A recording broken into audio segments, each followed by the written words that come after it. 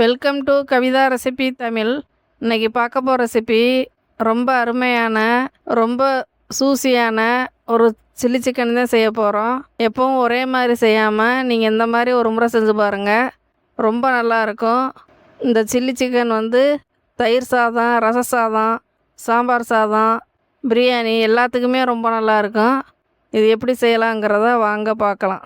First இந்த recipe செய்ய தேவையான பொருள், நான் ஒரு 1/2 கிலோ சிக்கன் வாங்கி இந்த மாதிரி எலும்பு இல்லாமல் நல்லா கழுவி நல்லா பீஸாக இந்த மாதிரி எடுத்து ஒரு 1/2 மணி நேரம் ஊற வச்சுக்கலாம். இப்போ நான் மஞ்சத்தூள் போட்டு நல்லா கழுவி சுத்தம் பண்ணி வச்சுருக்கேன். இப்போ சிக்கன் நல்லா சுத்தம் பண்ணியாச்சு. நல்லா தண்ணி இல்லாமல் நல்லா ஒட்டை வடிச்சிட்டு நீங்கள் எடுத்து வச்சுக்கோங்க. இப்போ இது கூட மிக்ஸ் பண்ணுறதுக்கு ஒரு முட்டை, இஞ்சி பூண்டு விழுது, லெமன் இல்லைன்னா தயிர் எடுத்துக்கோங்க. இப்போ இது கூட மிளகாத்தூள், தனி மிளகாத்தூள் எடுத்துக்கோங்க, ஒரு 2 ஸ்பூனுக்கு எடுத்துக்கோங்க. கரம் மசாலா இல்லைன்னா கறி மசாலா ஒரு 1/2 ஸ்பூன் இல்லைன்னா 1 ஸ்பூன் கூட எடுத்துக்கோங்க. கார்ன்ஃப்ளவர் மாவு ஒரு 1/2 ஸ்பூன் இல்லைன்னா 1 ஸ்பூன் எடுத்துக்கோங்க, தேவைக்கு ஏற்ற மாதிரி. மைதா இல்லைன்னா அரிசி மாவு, பச்சரிசி மாவு அதே அளவு எடுத்துக்கோங்க.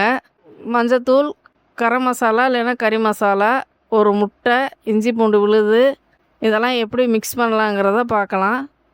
இப்போ சிக்கன் ஊற வைக்கிறதுக்கு மிக்ஸ் பண்ணுறதுக்காண்டி ஒரு பாத்திரம் இந்த மாதிரி எடுத்துக்கோங்க, ஒரு அகல பாத்திரம்.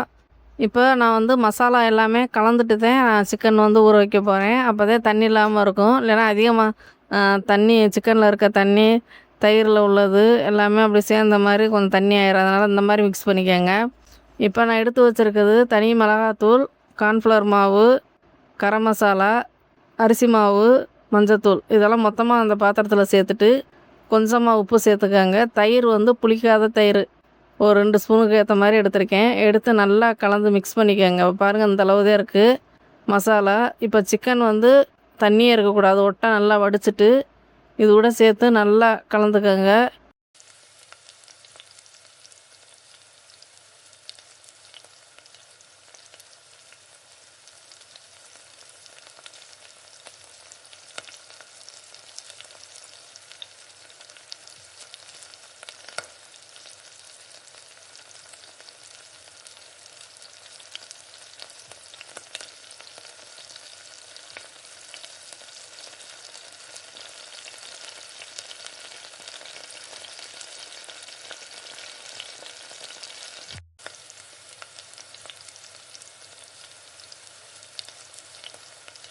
கலந்துட்டு கடைசியாக நீங்கள் பொரிக்க போகிறப்ப முட்டை, இந்த இஞ்சி பூண்டுடைய பேஸ்ட்டும் சேர்த்துக்கோங்க.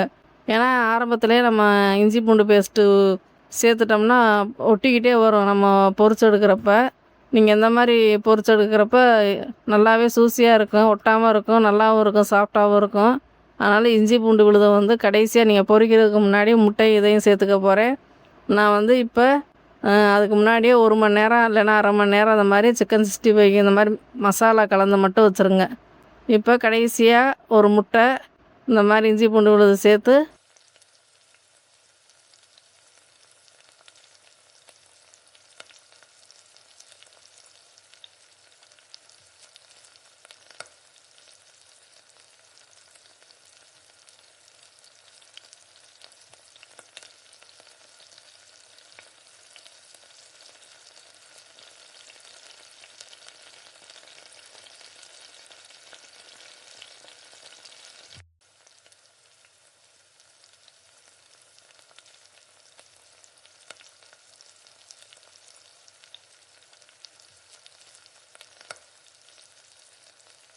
இன்னும் கொஞ்சம் நேரம் அப்படியே ஊற வச்சுட்டு பொரிச்சு எடுத்துக்கலாம்.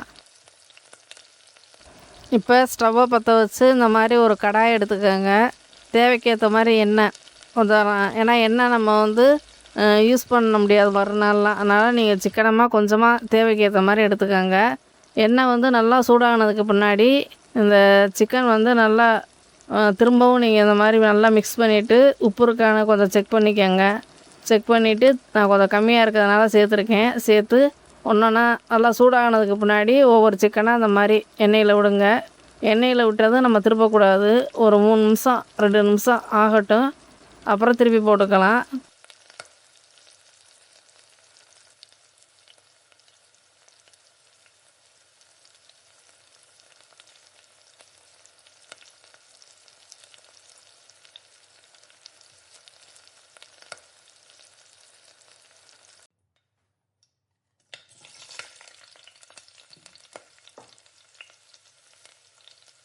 பாத்திரத்தில் ஒட்டுதான்னு கரண்டியை வச்சு கொஞ்சம் நல்லா இந்த மாதிரி செக் பண்ணிவிட்டு 2 பக்கமும் நல்லா திருப்பி திருப்பி விட்டு நல்லா வேக வச்சு ஸ்டவ்வை கூட்டி குறைச்சி வச்சு நல்லா வேக விடுங்க.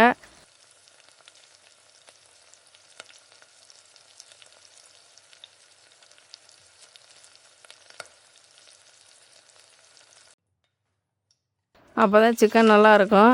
அதே மாதிரி இந்த மாதிரி ஒரு பக்கம் வெந்துருச்சு, நம்ம திருப்பி விடலாம். இப்போ 2 பக்கமும் திருப்பி விட்டு நல்லா வேக வச்சதை எண்ணெயை நல்லா ஒட்ட வடிச்சிட்டு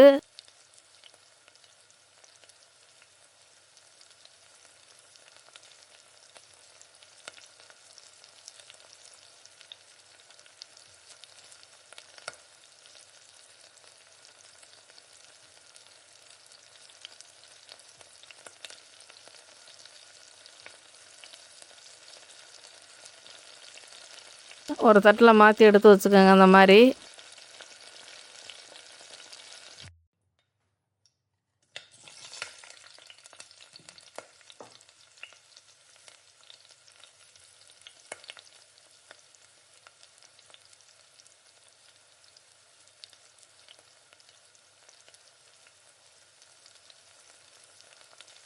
அதே மாதிரி தான் இப்போ ஒவ்வொன்றா எடுத்து இந்த மாதிரி எண்ணெயில் சேர்த்து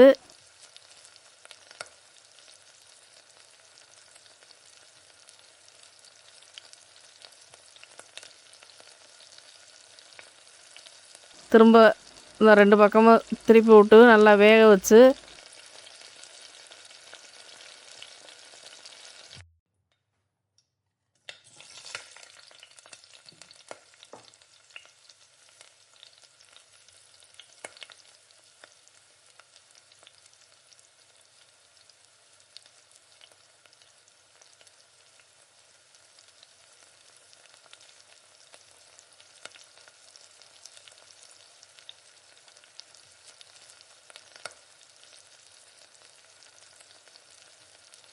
ஒரு தட்டில் அந்த மாதிரி மாற்றிக்கங்க. இப்போ நான் எல்லா சிக்கனையுமே பொரிச்சிட்டு உங்கள்கிட்ட காட்டுறேன்.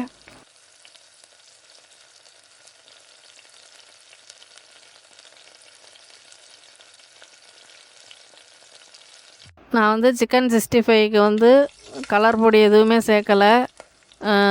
காஷ்மீர் சில்லி தான் போட்டு நல்லா கலந்துருக்கிறதுனால கலராக இருக்குது. நீங்கள் காரத்துக்கு ஏற்ற மாதிரி நீங்கள் எல்லா அளவுலையும் கூட்டி குறைச்சி வச்சுக்கோங்க.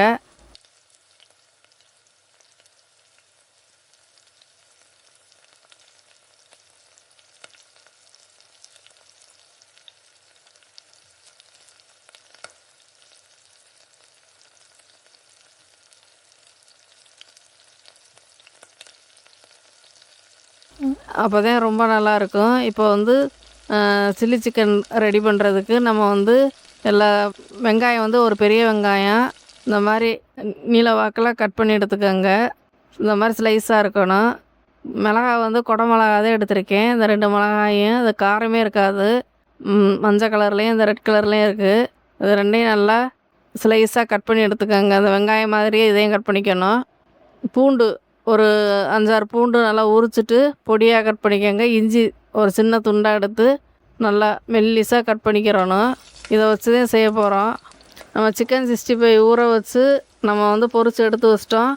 இப்போ சில்லி சிக்கனுக்கு தான் நம்ம ரெடி பண்ண போகிறோம். சிக்கன் 65க்கு வந்து மிளகாத்தூள், கார்ன்ஃப்ளவர் மாவு, அரிசி மாவு, மஞ்சத்தூள், உப்பு இதெல்லாம் கலந்துட்டு முட்டை, இஞ்சி பூண்டு பேஸ்ட்டு இதெல்லாம் மிக்ஸ் பண்ணி ஒரு மணி நேரம் இல்லைன்னா அரை மணி நேரம் ஊற வச்சுட்டு திரும்ப நம்ம பொரிச்செடுக்க போகிறோம். எண்ணெய் தேவைக்கேற்ற மாதிரி எண்ணெய் சேர்த்து வாசனை இல்லாத எண்ணெயாக இருக்கணும். சன்ஃப்ளவர் ஆயிலில் தான் நான் பொரிச்சிருக்கேன். இந்த மாதிரி பொரித்து இப்போ வச்சுருக்க சிக்கனை தான் நம்ம செய்ய போகிறோம். இப்போ மிளகாய் நம்ம வந்து பெரிய வெங்காயம் வந்து இந்த மாதிரி ஸ்லைஸாக கட் பண்ணிவிட்டு இந்த வேஸ்ட் ஆகிற துண்டெல்லாம் இந்த மாதிரி பொடியாக கட் பண்ணி எடுத்து வச்சுருக்கேன். பூண்டு மெல்லிஸாக கட் பண்ணி எடுத்து வச்சுருக்கேன். இஞ்சி இதெல்லாம் நல்லா மெல்லிஸாக கட் பண்ணி எடுத்துக்கோங்க. ஒரு ஸ்டவ்வை பற்ற வச்சு ஒரு பேன் எடுத்துக்கோங்க. வெங்காயம், குடமிளகாய் எல்லாமே கட் பண்ணி வச்சுருக்கேன் பாருங்கள். இந்த மாதிரி தான் கட் பண்ணிக்கிறணும். இந்த மாதிரி கலரில் மிளகா கிடைக்கலன்னா நீங்கள் பச்சையாக விற்கிதில்ல குடமிளகா, அதுவே சேர்த்துக்கலாம். ரொம்ப நல்லாயிருக்கும். இப்போ இந்த மாதிரி ஸ்லைஸாக கட் பண்ணிவிட்டு கார்ன்ஃப்ளவர் மாவு வந்து ஒரு ஸ்பூன் நல்லா கரைச்சிட்டு இந்த மாதிரி தண்ணியில் கரைச்சி வச்சுக்கோங்க. கடைசியாக நல்லா திரும்பவும் கலந்து விட்டுட்டு நீங்கள் மிக்ஸ் பண்ணணும். அதுக்காண்டி இந்த மாதிரி ரெடி பண்ணி வச்சுருக்கேன். வினிகர் அதுக்கு பதிலாக நீங்கள் லெமன் எடுத்துக்கோங்க. வினிகர் சேர்க்குறதுனா அதை கூட நீங்கள் சேர்த்துக்கலாம். அது இல்லைன்னா லெமன் எடுத்துக்கோங்க, சோயா சாஸ், ரெட் சில்லி இதத்தையும் மிக்ஸ் பண்ண போகிறோம். இப்போ ஒரு ஸ்டவ்வை பற்ற வச்சு இந்த மாதிரி எண்ணெய் வந்து நான் அந்த சிக்கன் பொரிச்ச எண்ணெயத்தையும் சேர்த்துக்க போகிறேன். ஏன்னா அது மறுநாள் எதுக்குமே யூஸ் ஆகாது, அதனால் அந்த மாதிரி சேர்த்துக்கோங்க. சேர்த்துட்டு இது கூட இஞ்சி பூண்டு நம்ம பொடியாக கட் பண்ணி எடுத்து வச்சுருக்கோம்ல, இஞ்சி பூண்டு இந்த மாதிரி இதை ஒன்றா சேர்த்துக்கோங்க. நான் வந்து இஞ்சியை சேர்த்து நல்லா எண்ணெயிலே இந்த மாதிரி ஃப்ரை பண்ணிக்கணும். திரும்ப பூண்டு அதையும் நல்லா பச்சை வாசனை போகிற அளவுக்கு நல்லா வதக்கி விட்டுக்கோங்க. வதக்கி விட்டுட்டு இந்த பொடியாக கட் பண்ண வெங்காயம், அந்த ஸ்லைஸாக கட் பண்ணியிருக்க வெங்காயத்தையும் நல்லா எண்ணெயிலே வதக்கி விடுங்க.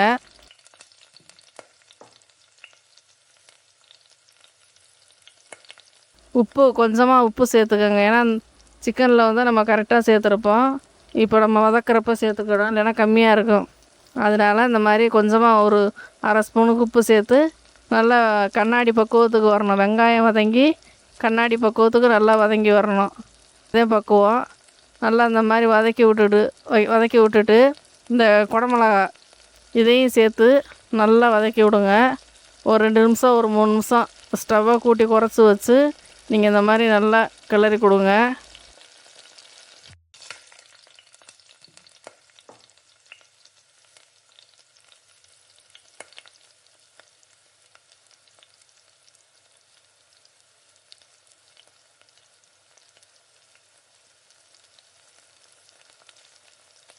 இப்போ இது கூடவே soya sauce, red chilli sauce இந்த மாதிரி சேர்த்துக்கணும். இதுக்கு பதிலாக வினிகருக்கு பதிலாக லெமன் இதெல்லாம் இது கூட மிக்ஸ் பண்ணிக்கிடலாம்.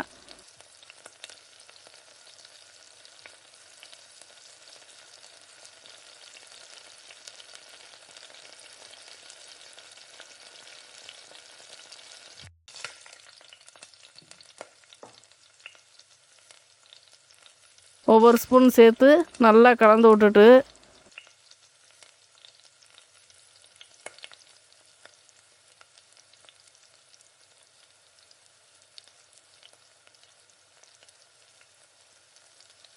கார்ன்ஃப்ளவர் மாவு வந்து நம்ம கரைச்சி வச்சுருக்க கார்ன்ஃப்ளவர் மாவை திரும்ப ஒரு வாட்டி கலக்கி விட்டு இது கூட சேர்த்து நல்லா கலந்து விட்டு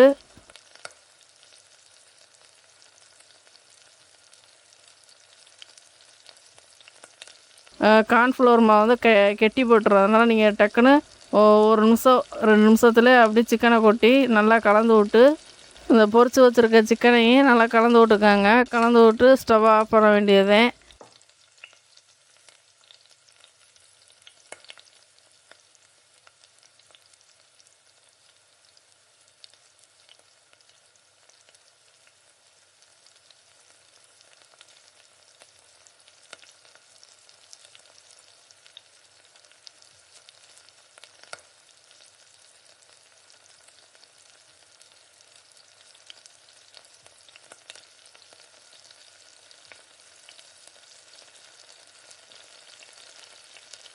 ரொம்ப சூஸியாக இருக்கும். சிக்கன் வந்து சாப்பிட்றதுக்கு ரொம்ப நல்லாயிருக்கும். எல்லாருமே உங்கள் வீட்டில் விருப்பப்பட்டு திரும்ப திரும்ப கேட்டு வாங்கி சாப்பிடுவாங்க. அந்தளவுக்கு ருசியாக இருக்கும்.